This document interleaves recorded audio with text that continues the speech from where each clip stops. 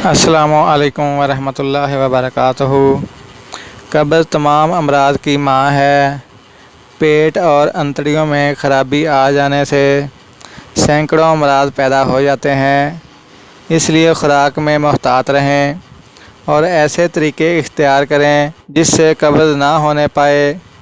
کچی سبزیوں، پتہ والی سبزیوں، ساگ، دودھ، انجیر، مختلف پھل اور میوے مثلاً انگور، منقع، آم، ناشپاتی، کدو اور پالک بکثرت استعمال کرنے سے انتڑیوں میں طاقت آ جاتی ہے اور وہ ضرورت کے مطابق حرکت کرنے لگ جاتی ہیں، جس سے قبض خود بخود دور ہو جاتی ہے۔ قبض کچھ ادویات کھانے سے عارضی فائدہ ہوتا ہے۔ ان سے انتڑیوں کی قدرتی طاقت کمزور ہو جاتی ہے۔ رات کو سوتے وقت منقع بغیر بیج کے کھا لینے سے مربع ہڑڑ 1 یا 2 عدد کھانے سے صبح پخانہ کھل کر آ جاتا ہے۔ منقع کو پانی میں بھگو دیں، صبح شام یہ منقع بیج نکال کر کھا لیں اور منقع والا پانی پی لیں۔ اس سے معدہ اور انتڑیوں کو طاقت ملتی ہے اور پخانہ کھل کر آ جاتا ہے۔ اسی طرح 5-6 دانے خشک انجیر پانی میں بھگو کر کھا لینے سے قبض نہیں رہنے پاتی۔ رات کو سوتے وقت چھلکا اسبگول 8 ماشا سے 1 تولہ تک کھانے سے بھی قبض دور ہو جاتی ہے۔ دعاؤں میں یاد رکھیں اور میرے والد محترم حکیم شوکت علی مرحوم کے لیے خصوصی دعا کریں۔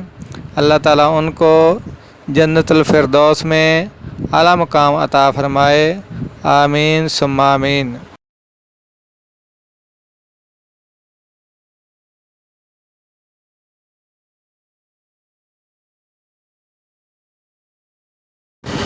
السلام علیکم ورحمۃ اللہ وبرکاتہ۔ قبض تمام امراض کی ماں ہے۔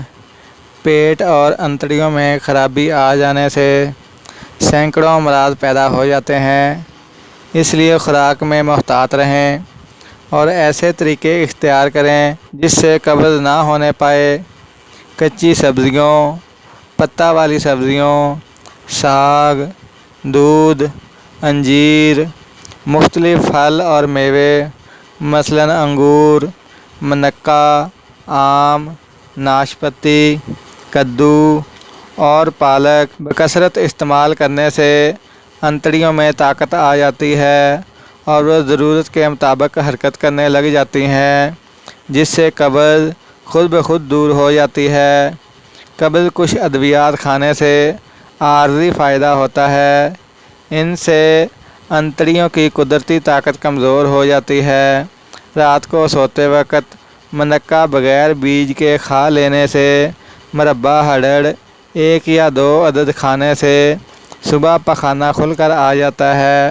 منقع کو پانی میں بھگو دیں، صبح شام یہ منقع بیج نکال کر کھا لیں اور منقع والا پانی پی لیں۔